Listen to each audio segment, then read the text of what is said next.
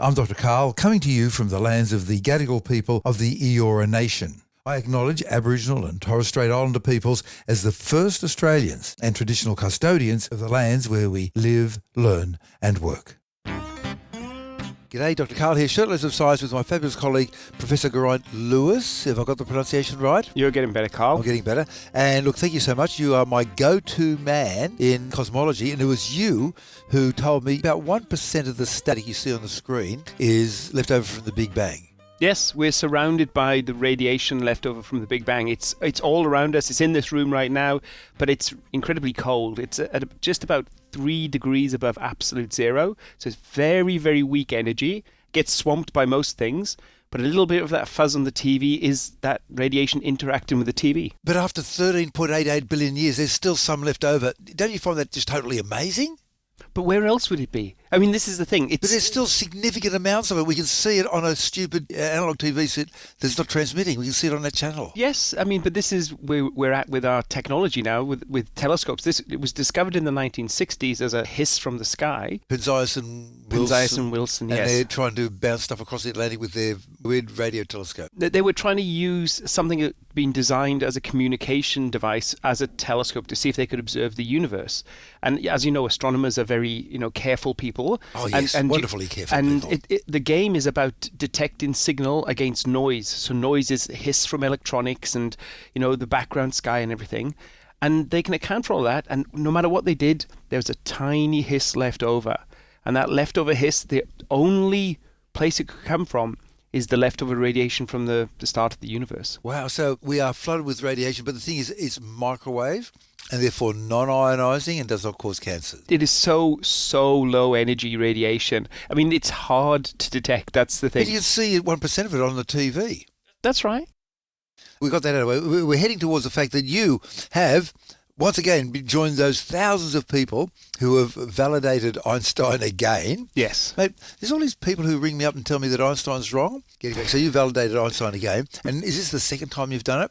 Yes, we have had 2 results over the last couple of years that have both been looking at an aspect of the universe where you can directly observe Einstein's notion that time is not a nice simple thing. Time is something that bends and stretches with the expansion of the universe. And we did 2 different tests, and in both cases it came back as, yeah, Einstein's right again. But before we get into that, I know I'm being slow to pick up things, but as far as I can tell from you having carefully and laboriously tutored me over the years, there's 3 universes. There's in terms of visibility. Okay, so there's the everything universe. To be careful with definitions. So let's say universe. Then the universe is everything that exists. Okay. And inside that, we have to start off outside before we do inside. Okay, I'll keep a big mouth shut. Okay.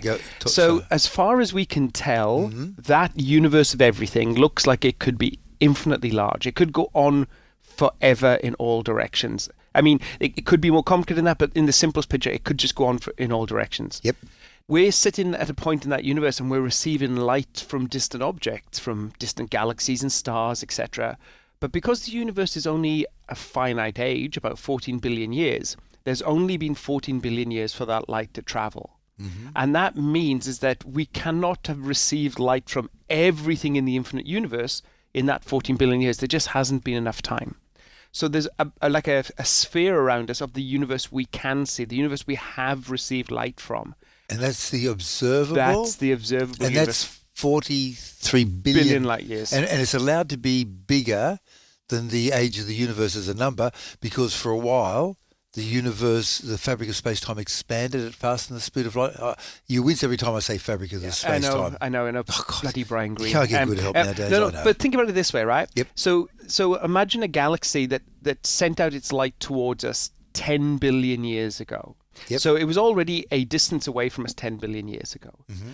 The light has travelled for 10 billion years and it's arrived at us. And that light is travelling at the speed of light. It doesn't speed up or slow down regardless of the speed of the emitting object. No, but no? We're in an expanding universe. Things are slightly more complicated, but let's not add those complications. Ignore the last comment of mine. So that galaxy is not where it was when the light was emitted. It's moved due to the expansion of the universe. Yep. And when we talk about the most distant light that we can receive, which is from the cosmic microwave background, that leftover radiation, we ask where its stuff is now, and it's located at that 40 billion light years away. And it can do that because the universe expands. You can think about it as space itself expanding. And so it's not bound by how fast something moves through space, because things are being carried along by space as well. Right. It's a bit like if you were taking a walk on a conveyor belt and you were walking at 1 mile an hour, but the conveyor belt's moving at 10 miles an hour, and I ask how far away are you after an hour, right? You're now 11 kilometers away, even though you say, oh, I was only walking at 1 kilometer an hour. So you're travelling in the direction of the conveyor belt? Yes. Okay, right. That's the observable universe. So the region that we can see around us is now about that size, but the most distant light we can receive was emitted about 14 billion light years ago. Well, what's this Hubble limit then? Okay. One of the famous results from Einstein's special theory of relativity is that nothing can move faster than light, which is a true statement. Nothing can. And what that really means is that if I lined you up with a beam of light and I set you off in a race, light is going to beat you every single time.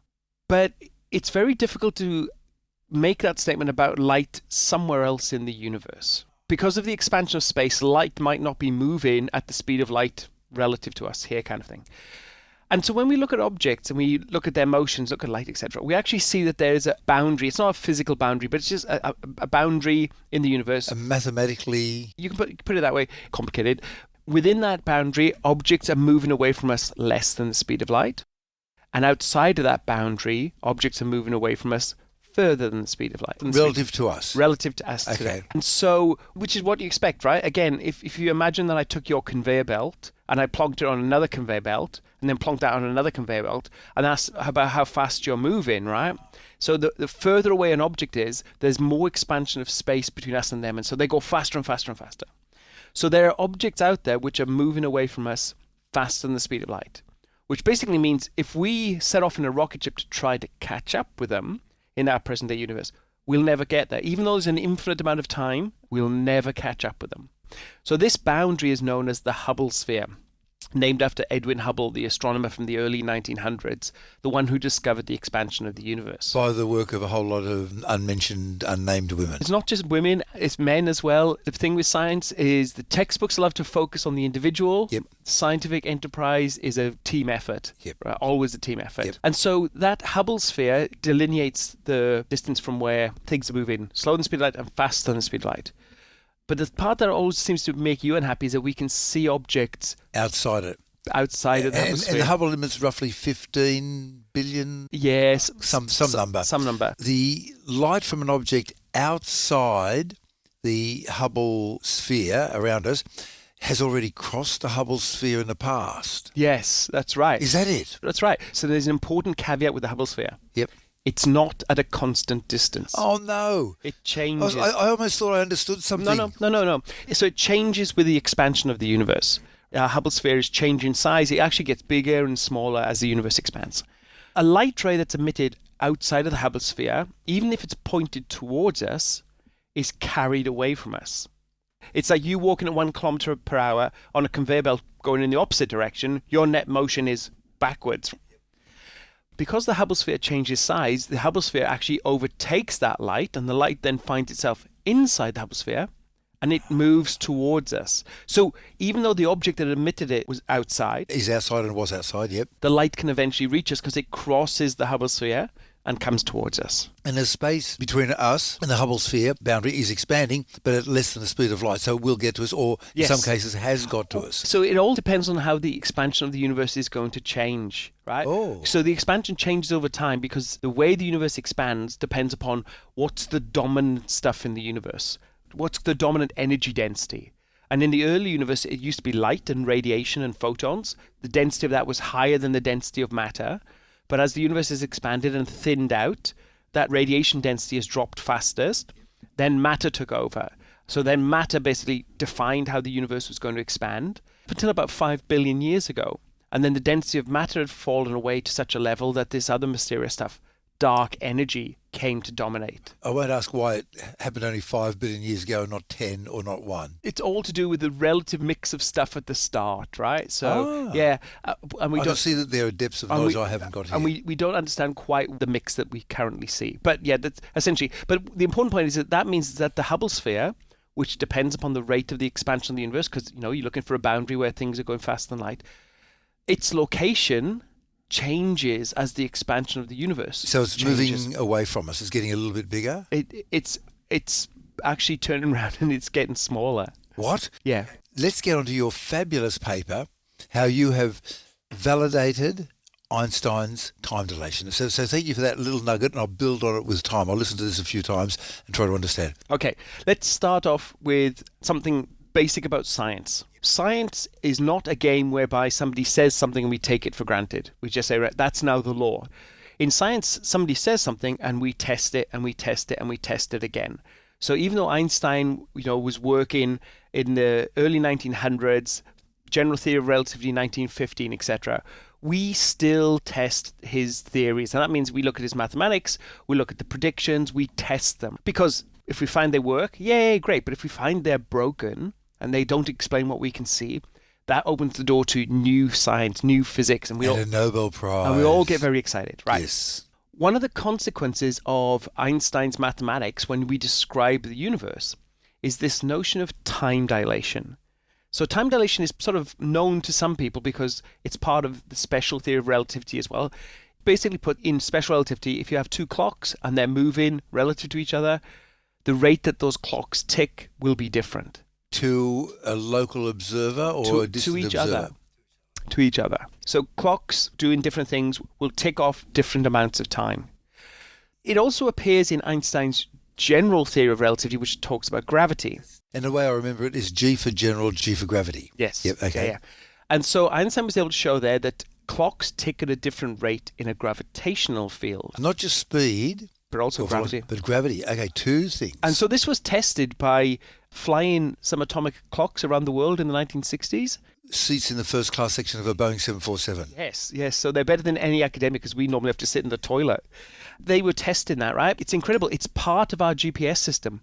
In GPS, we have to worry about the fact that firstly, our satellites are moving with respect to us. Yep. And we have to worry about the fact that they're in a different gravitational field. They're in a weaker gravitational field, but they are travelling at about 20,000 kilometres an hour or 12,000, something around Something there. like that, right?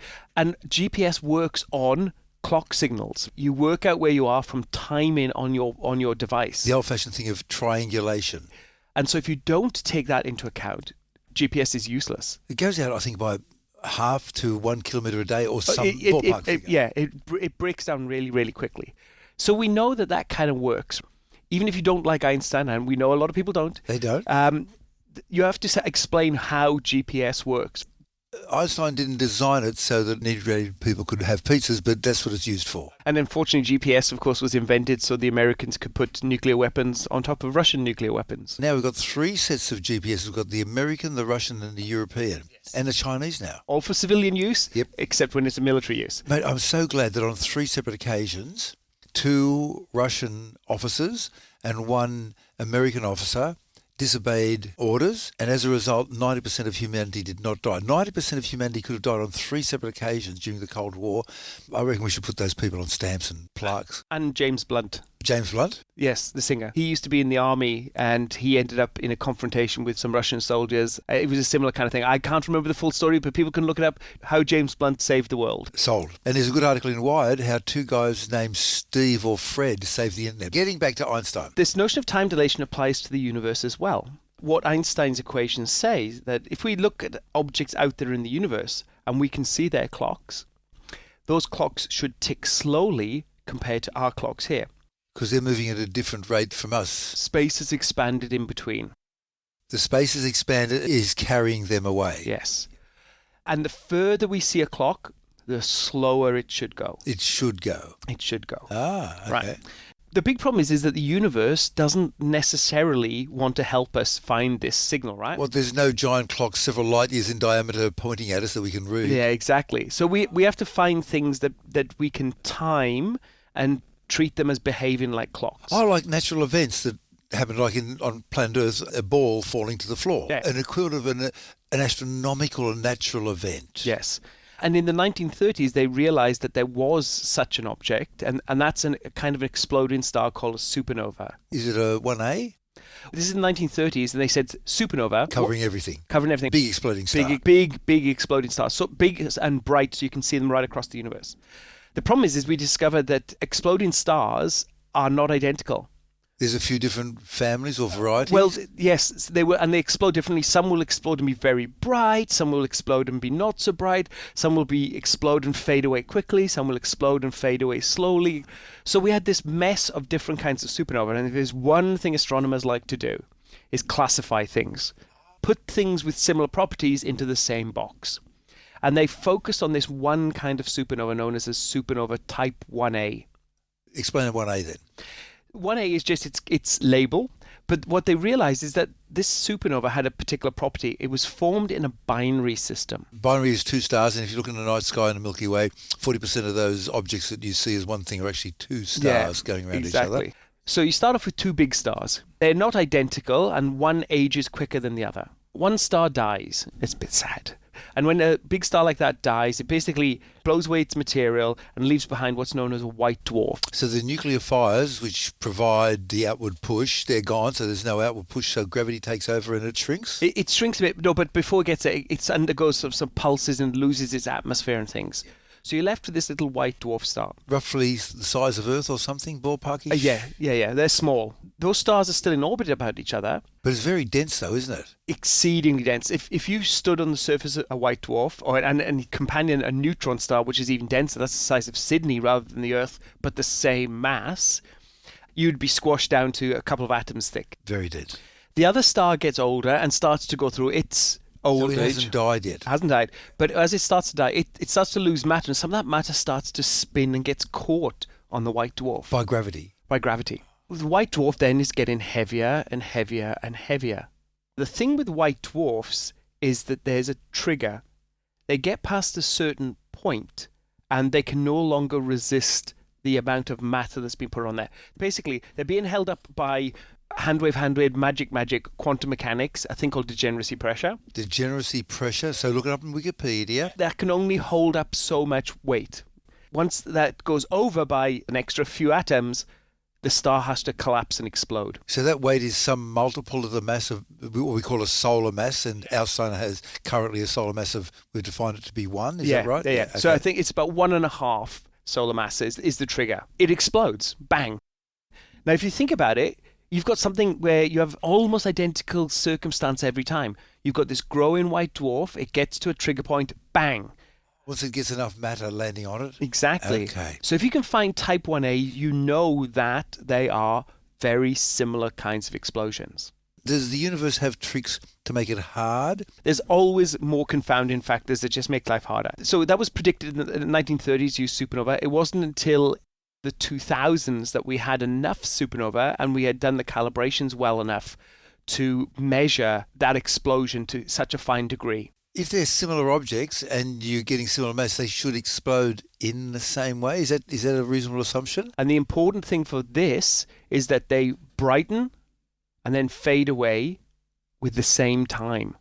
Oh, there's your clock. There's your clock. Oh, how clever. Yeah, well, astronomers are probably the cleverest scientists, and we're pretty good looking too. And from the right country, Wales as well. Not all those statements were correct, by the way, so I'll just let your listeners know. This is one of the things that I did recently working with my colleagues up in Queensland, Tamara Davis and Ryan White, gathering bigger samples of supernova. So this measurement of watching supernova explode more slowly in the distant universe was first done over the last decade, but now we've got these really big samples of supernova. Like what, 10 or 100? 1,500. 1,500. That's a decent sample size. Now that's nice. Yeah. And so Ryan's work was to look at how quickly they brighten and fade in the local universe compared to further away, compared to further away, compared to further away. What he found is that the results come back and agree with Einstein towards percentage levels. What sort of percentage? Like 5, 10? Lower. Lower? Yeah.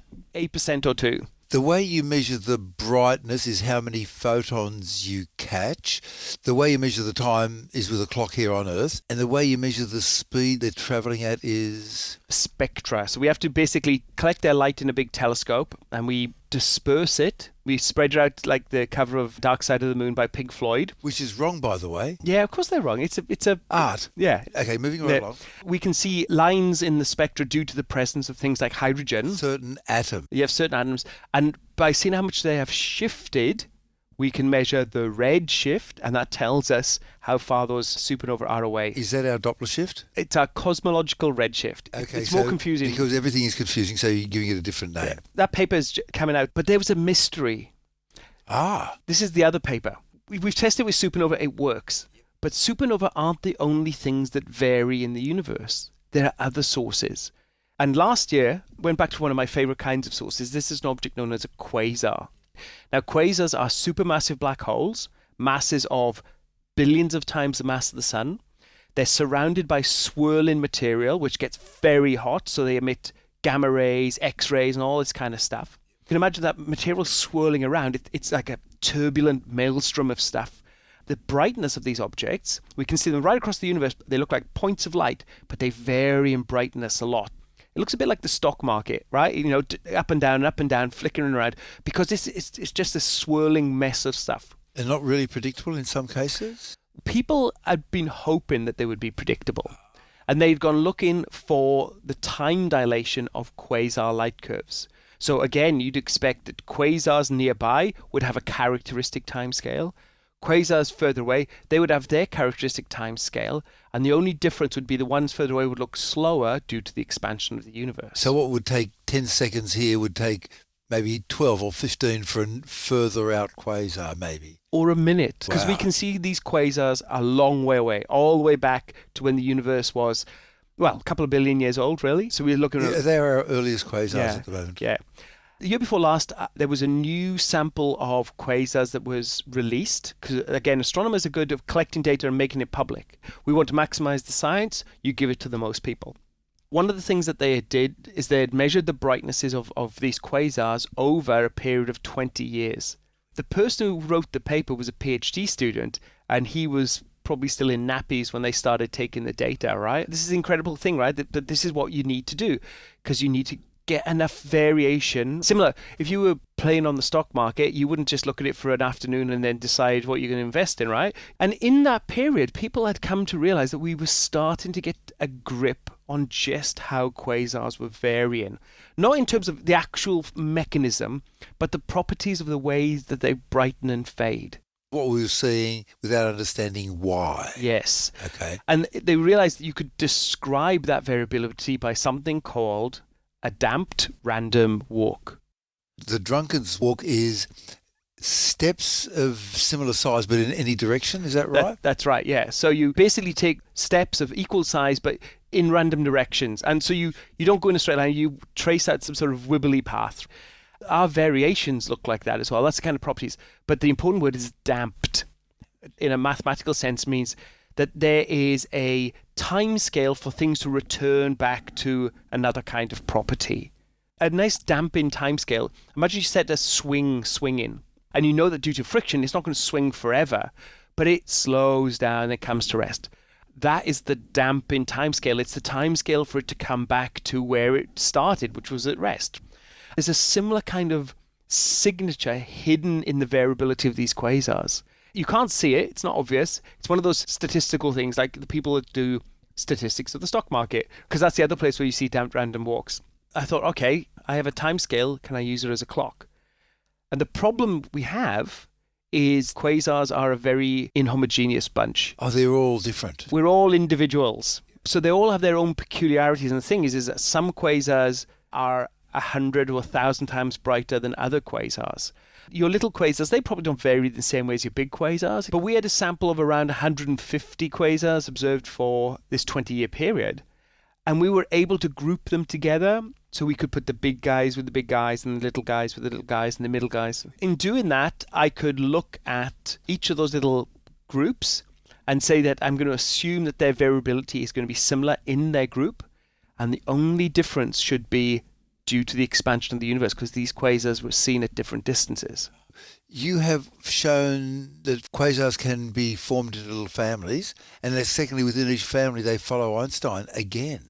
Across the family. And across the family? And across the family. So in each one, we basically said, right, all we should see in this group is the effect of cosmological expansion, and in this group, the effect of cosmological, and this group. And so you can look at them individually, but you can actually look at them all together remembering what their groupings are. So that's what we did. We did an analysis of all of the data, including the groupings. 20 years is so microscopic compared to 1 billion years. That's right. And they've been around for 1 billion years. This is the beautiful thing, right?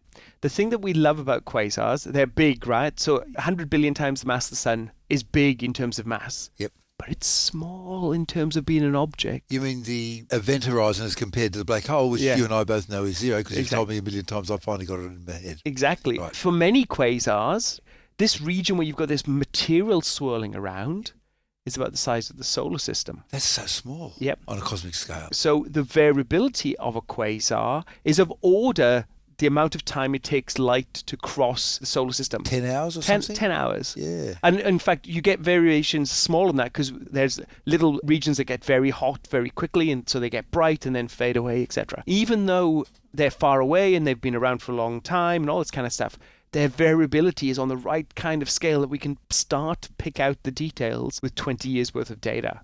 So in both of those, you once again validated Einstein's time dilation. Both of them came back and said the answer that we get for the time dilation agrees with Einstein's predictions. Wow. Congratulations. Thank you very much. Thank you. Now, look, how can people follow you in your fine work? You can still follow me on X, unfortunately. Twitter, yeah. But I am seriously moving to Mastodon or Blue Sky or one of them. So I'm there at the moment, but I am thinking of making the move. And what are you called there?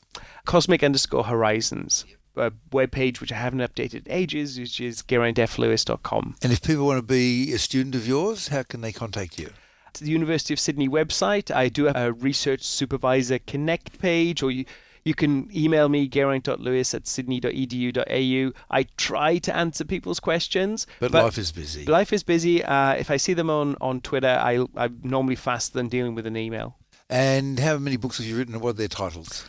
I've now written 4 books. 4? 4. Okay, and the first one? A Fortunate Universe. And then number 2? The Cosmic Revolutionary's Handbook. Number 3? Where Did the Universe Come From and Other Cosmic Questions. And number 4 is called A New Copernican Turn. It's actually a book I wrote with an academic in theology. It's the modern question of how does modern cosmology fit into people's theological ideas. I am not a theologian, I'm not a religious person, but I provided the information about cosmology. I'm hopefully going to have another book out next year called The Shortest History of Reality. Just finished my 48th book, which is A Periodic Tale, my sciencey memoir. Read it, be there, be square, read all our books. Thank you so much, Professor Geraint, again. Thank you, Carl. Shirtloads of Science is washed, spun and aired by the University of Sydney.